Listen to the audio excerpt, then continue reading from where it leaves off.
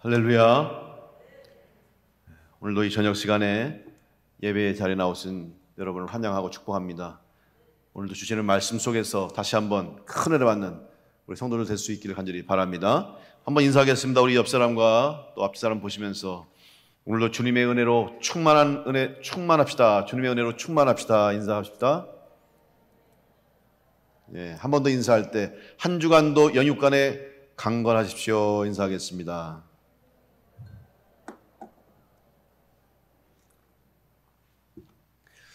오늘 우리 모두는 다 주님의 은혜로 부름받은 주님의 몸된 교회의 지체요 성도인 줄로 믿습니다. 우리 성도들은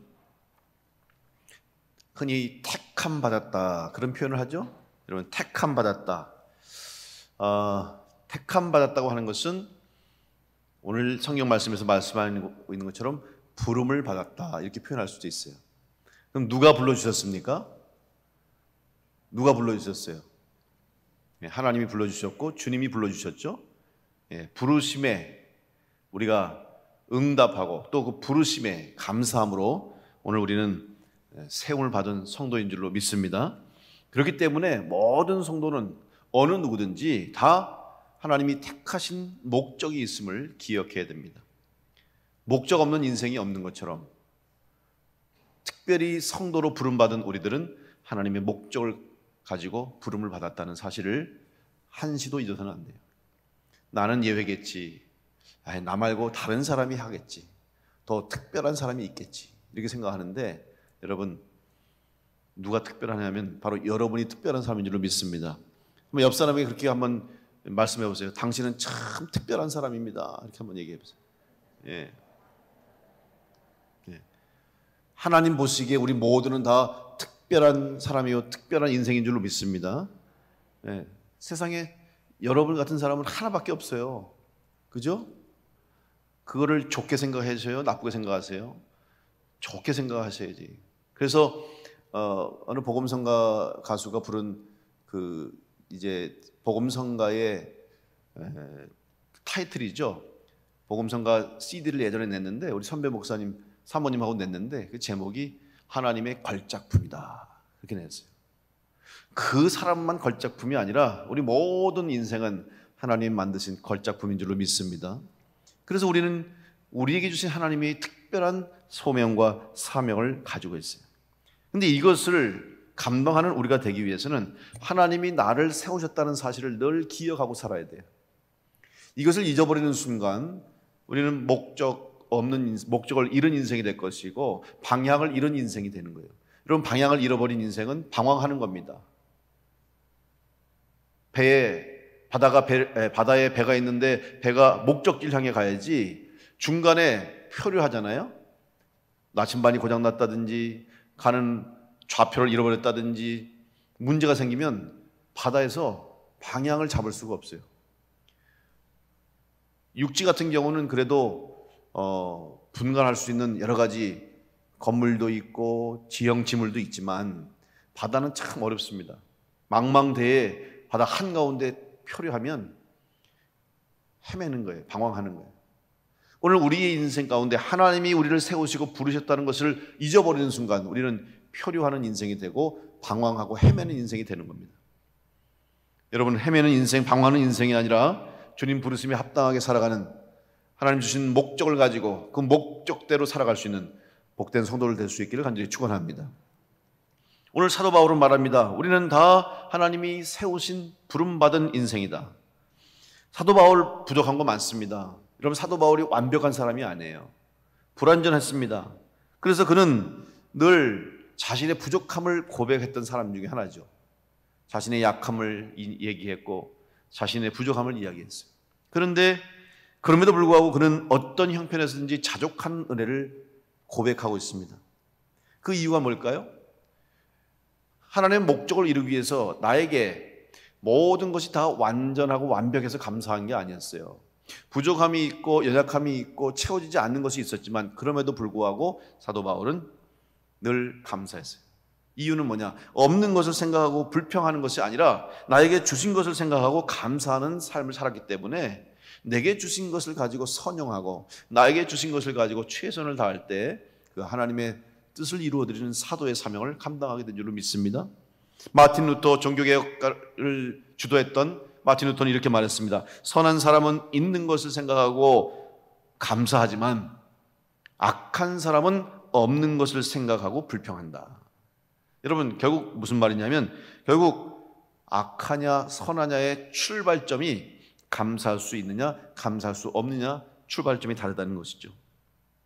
오늘 여러분은 어떤 사람으로 살고 있습니까? 어떤 사람은 세상에 모든 것이 다 있음에도 불구하고 없는 것만 생각하고 불행하게 사는 사람도 있지만, 또 어떤 사람은 부족한 게 많지만 그럼에도 불구하고 나에게 주신 것, 나에게 있는 것을 생각하며 감사하는 삶을 사는 사람이 있다는 것이죠. 오늘 여러분의 삶은 하나님이 나를 택하시고 부르셨다는 것 때문에 감사함으로 살아갈 수 있는 여러분 될 수 있기를 간절히 축원합니다. 특별히 하나님이 우리를 세우셨다. 오늘 본문의 말씀 보면 9절에 그렇게 사도 바울이 고백합니다. 하나님이 우리를 세우심은, 이렇게 말하죠. 세우심. 근데 여러분, 여기서 세우심이라고 하는 것은 이 헬라어로 에데토라고 하는 단어를 쓰고 있는데, 이것은 택하심 혹은 지명하심 또 임명, 이렇게 해석할 수 있어요. 그래서 영어 성경에 보면 이 세우신다는 것을 어떤 단어로 쓰고 있냐면 appoint라고 하는 단어를 씁니다. appoint가 뭐냐면 지명, 임명, 이런 뜻이에요. 여러분 좀 이해가 되시죠? 그냥 세우신다 그러면 좀 막연했는데, 세우신다라고 하는 말도 이해가 되지만 세우신다라는 말보다 지명하고 임명했다. 그러니까 여러분 어떤 일에 어떤 직임을 주고 책임을 줄 때 임명장 주잖아요. 그죠? 임명장을 받으면 책임이 주어지는 것이고 또 그 일을 해야 할 사명이 주어지는 것처럼, 하나님은 오늘 우리들을 다 하나님의 사역, 주님의 사역을 감당할 수 있도록 여러분을 택해서 세우셨다는 말은 여러분을 택하시고 임명하시고 지명하셨다는 사실을 기억하시고, 주님의 부르심에, 세우심에, 또 우리를 임명하시고 지명하심에 합당하게 쓰임받는 우리 성도들 될 수 있기를 간절히 축원합니다. 그러면 하나님이 우리를 임명하고 지명하시고 세우신 이유가 무엇인가를 오늘 성경 말씀을 통해서 알면 정확하게 우리의 목적을 알게 될 것입니다. 첫 번째, 하나님이 우리를 세우신 것은 진노가 아니라 구원을 위함이다, 이렇게 말해주고 있죠. 9절 말씀 보시면 한번 같이 읽어볼까요? 우리 9절 다시 한번 보여주세요. 자, 같이 읽습니다. 다 같이 시작.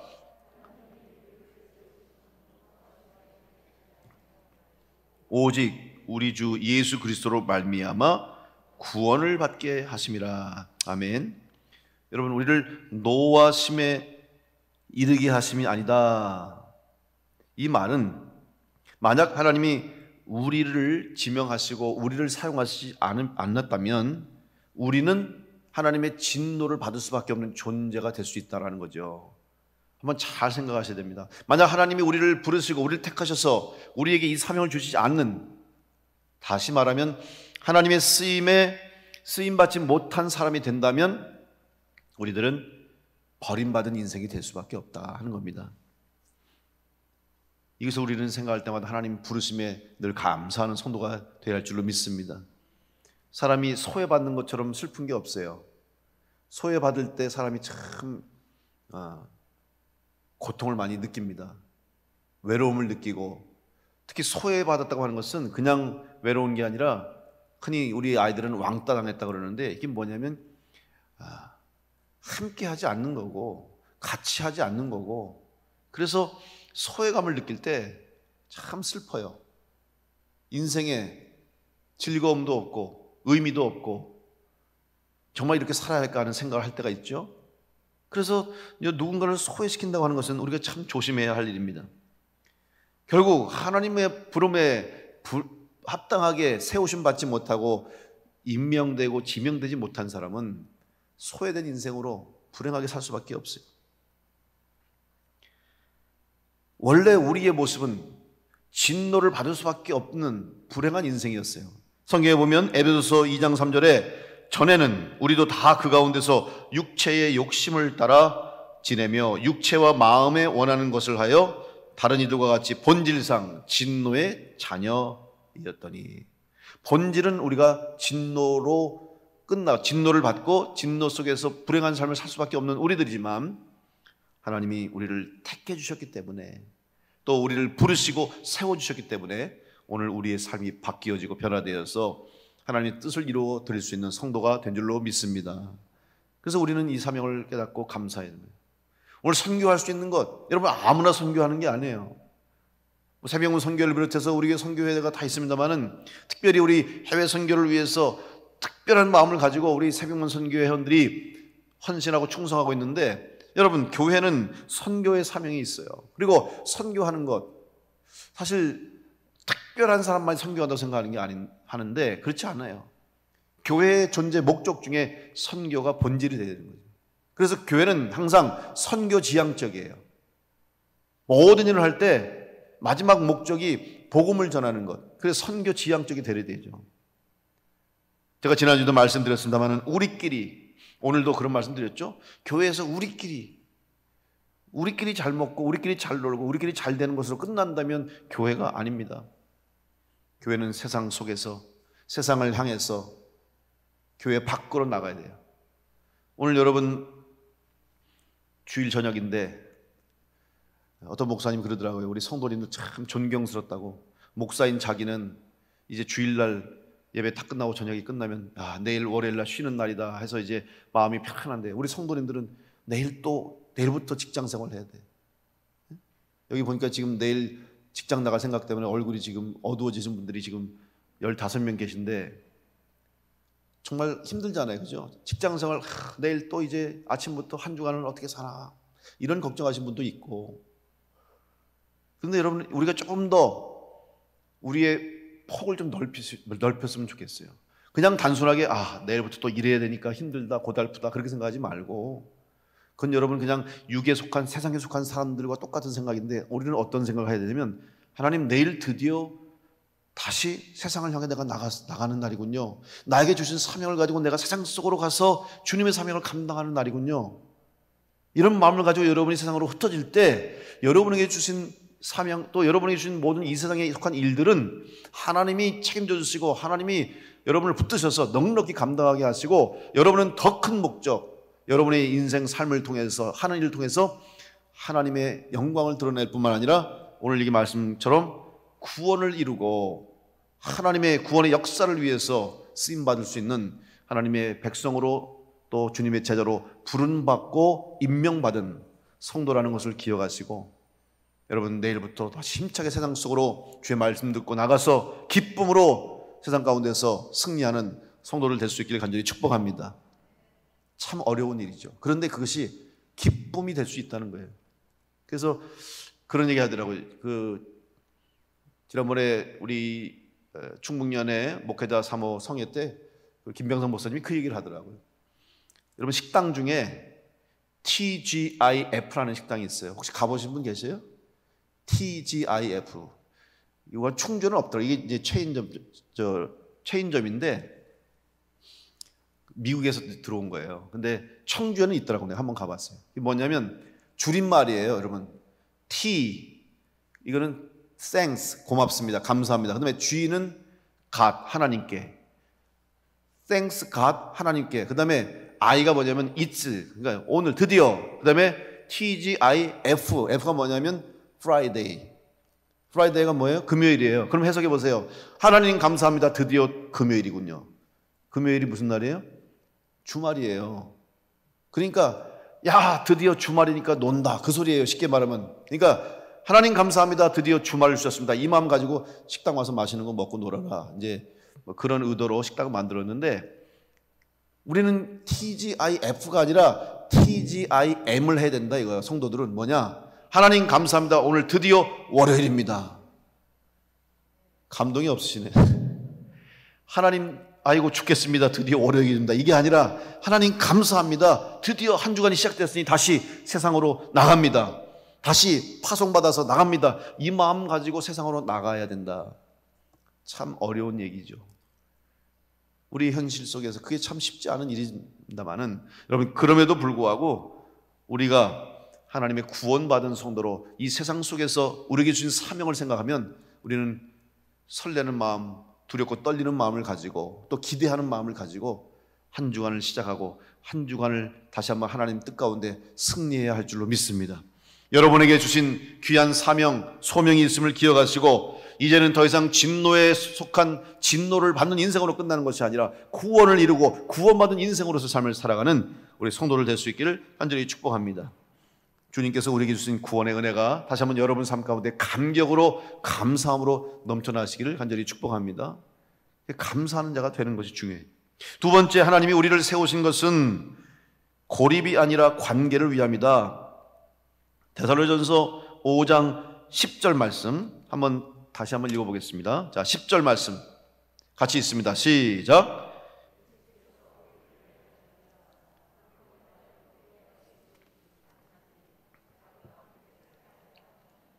아멘. 자, 하나님이 예수 그리스도 이 땅에 보내주심으로 예수님이 십자가에서 죽으시고 우리를 살리시기 위해서 십자가에 달리신 거예요.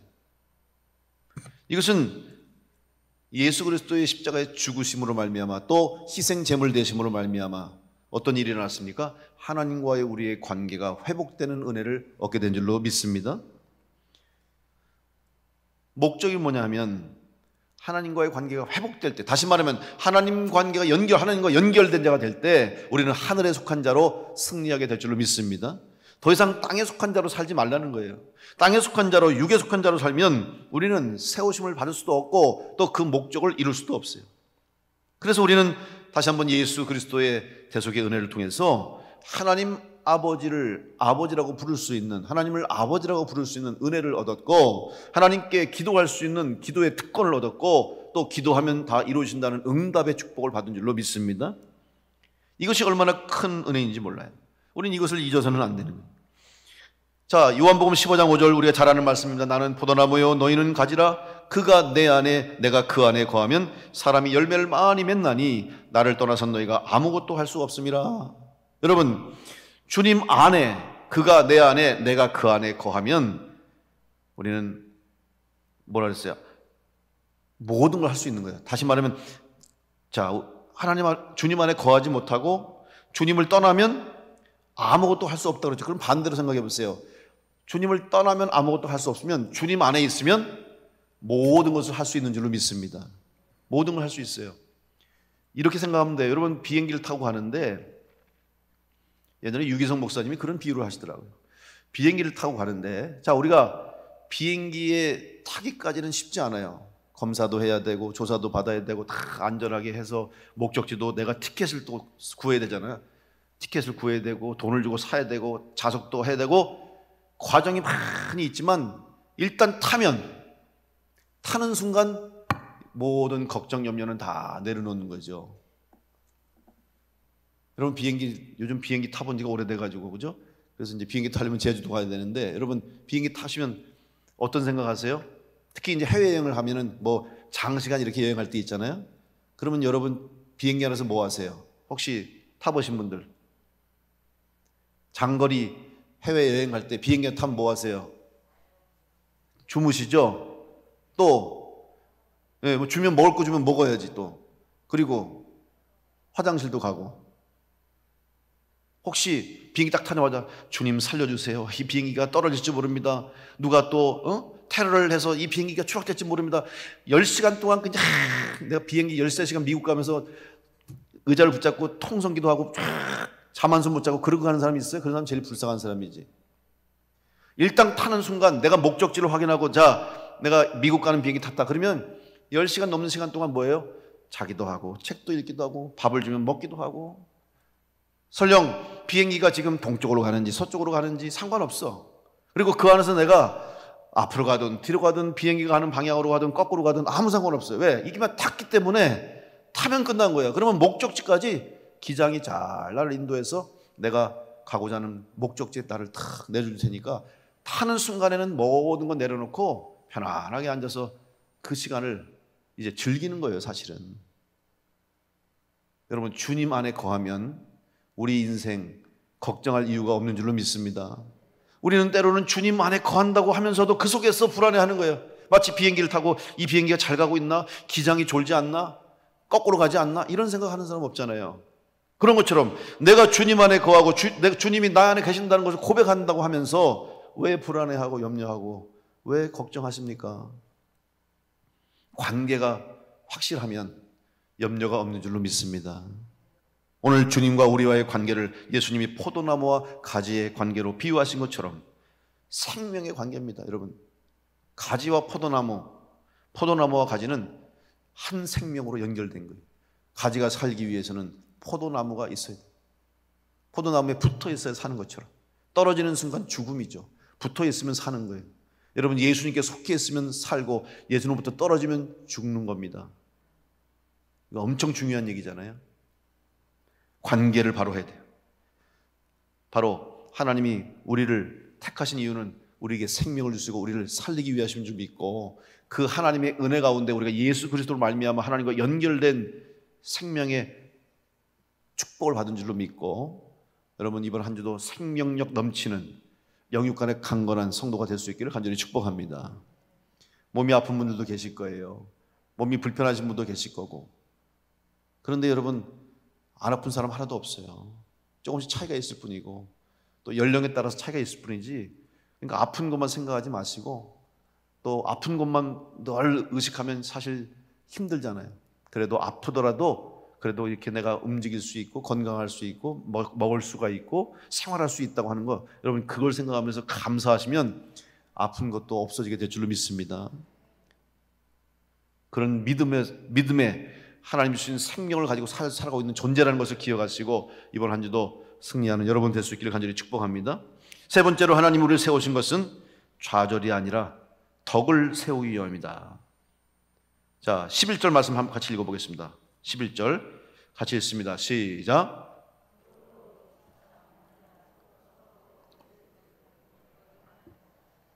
예. 자, 그러므로 피차 권면하고 서로 덕을 세우기를 너희가 하는 것 같이 하라. 여러분, 우리는 권면할 수 있어야 돼요. 권면이라고 하는 것은 서로에게 용기를 주는 것이고 좋은 것을 권해야 하는 것이고 또 서로 바른 길로 인도할 수 있고 서로가 서로에게 유익을 주는 관계가 돼야지 서로에게 피해를 주는 관계가 돼서는 안 되죠. 뿐만 아니라 서로 덕을 세운다 하는 겁니다. 여러분, 덕을 세운다고 하는 표현은 오이코도메이테라고 하는 히라버를 쓰는데, 이 표현을 바울이 사실 많이 썼던 표현 중에 하나예요. 바울이 아주 애용했던 표현 중에 하나예요.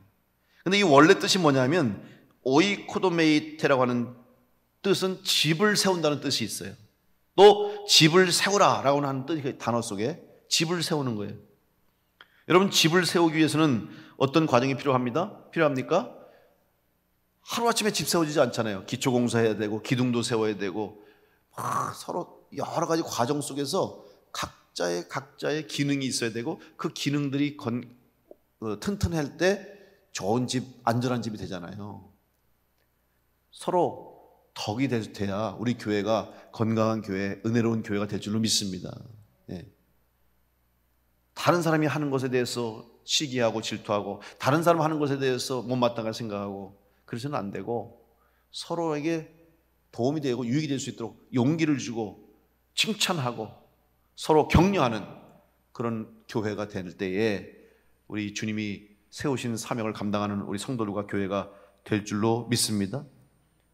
그것은 쉬운 일이 아니에요. 그러기 위해서는 먼저 주님 안에서 우리가 하나 된 공동체, 바로 하나님의 은혜 가운데 우리는 예배 공동체로 모였다는 사실. 예배를 받고 예배를 드리고 은혜를 받고 그 다음에 흩어지는 거예요. 흩어진다고 해서 무조건 흩어지면 되는 게 아니에요. 그러면 내 마음대로 되는 거지. 흩어지는 게 전부가 아니라 먼저 은혜를 받고 먼저 세우심을 입고 그 다음에 흩어져야지. 여러분, 임명도 안 받고 지명도 안 받고 자기가 막 가서 하려고 그러면 그 사람은 사이비가 되는 거예요. 생각해 보세요. 경찰하고 싶다고 가서 경찰 옷 사가지고 배지 달고 나 경찰이라고 그러면 그 사람 잡혀가죠. 지명을 받고 임명을 받아야 되는 것처럼 오늘 은혜를 먼저 받을 수 있도록 먼저 하나님 앞에 예배하고 하나님의 은혜를 사모하는 성도들 될 수 있길 간절히 축복합니다. 예배의 소중함은 아무리 강조해도 지나치지 않습니다. 2차 세계대전 당시에 독일이 이제 영국을 폭격했어요. 사실 영국을 비롯해서 유럽의 많은 나라들이 이 독일의 공격에 무차별하게 다 무너지고 땅을 다 빼앗겼잖아요. 나중에 다시 되찾았습니다만은 그때 영국 시민들이 얼마나 불안했는지 몰라요. 독일군 비행기가 그냥 폭격을 하고 공습을 하면 다 숨는 거예요. 그러면 건물들이 파괴되고, 그때 윈스턴 처칠 수상이 불안과 공포에 빠진 영국 시민들을 안정시키기 위해서 당시에 윌리엄 템플이라고 하는 대주교에게 라디오 방송에서 설교해달라고 부탁을 했어요. 우리 영국 시민들이 너무 불안해하니까 설교해 주시고 용기를 북돋달라고. 무슨 내용을 설교했을까 고민이 많이 됐겠죠. 기도하라, 금식하라, 희망을 가지고 용기를 가지고 이 어려움을 인내하라, 협동하라, 단결하라, 여러 가지 전하고 싶은 말씀이 많았을 텐데 그때 이 템플 주교가 이러한 설교를 했다고 합니다. 지금은 우리가 하나님을 예배할 때입니다. 전쟁도 큰일이지만 하나님을 예배하는 것은 더 큰일입니다. 비록 독일군이 폭격을 하지만 우리는 겁을 먹지만 그래도 예배는 드려야 됩니다. 예배하라는 거예요. 예배하는 자가 될 때 은혜를 받고, 예배하는 자가 될 때 하나님 살아계심을 깨닫고 두려움과 불안과 공포를 이기게 된다는 것이죠. 지금 우리가 많이 두려움을 느껴요. 걱정 염려가 많습니다. 여러분, 이러할 때일수록 예배하는 성도가 되어야 할 줄로 믿습니다. 교회에서만 예배하는 게 아니라 진짜 예배가 이제 또 시작되는 거죠. 여러분의 삶을 통해 하나님께 드리는 예배, 여러분의 삶의 자리에서, 여러분이 있는 곳에서 산제사를 올려드리는 예배자가 될 수 있도록 이번 한 주 동안 다시 한번 하나님의 부르심 받고 주님의 세우심 받은 성도로 예배 승리자가 될 수 있기를 간절히 축복합니다. 이제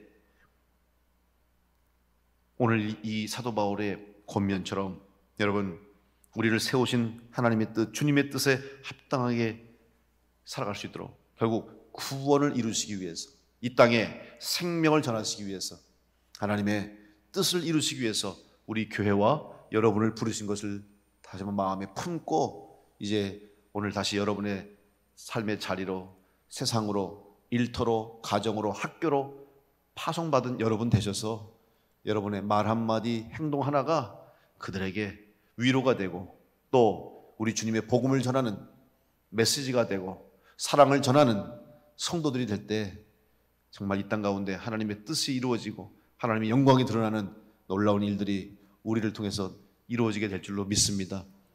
그 선교, 그게 진짜 선교예요. 그런 선교가 될 수 있도록 우리 새벽문 선교회, 특별히 이 선교를 위해서 열심히 최선을 다하고 있는데 이제 끝날 겁니다. 이제 빨리 끝나라고 저렇게 사인까지 주시고 참 감사합니다. 자, 여러분, 선교하는 것, 선교의 목적을 가지고 하나님 앞에 예물을 드리고 기도하는 것 중요하지만 여러분, 그냥 헌금 드리는 것에서 끝나지 마시고, 선교를 위해서, 선교지 위해서 기도하는 것에서 끝나지 마시고, 여러분이 그 선교에 쓰임받을 수 있도록 부르심받은 성도라는 것을 기억하고 합당하게 쓰임받아서 세우신 대로, 세우신 목적대로 합당하게 사용돼서 하나님의 뜻을 이루어드리는 우리 모든 성도들 될 수 있기를 간절히 축원합니다. 기도하겠습니다.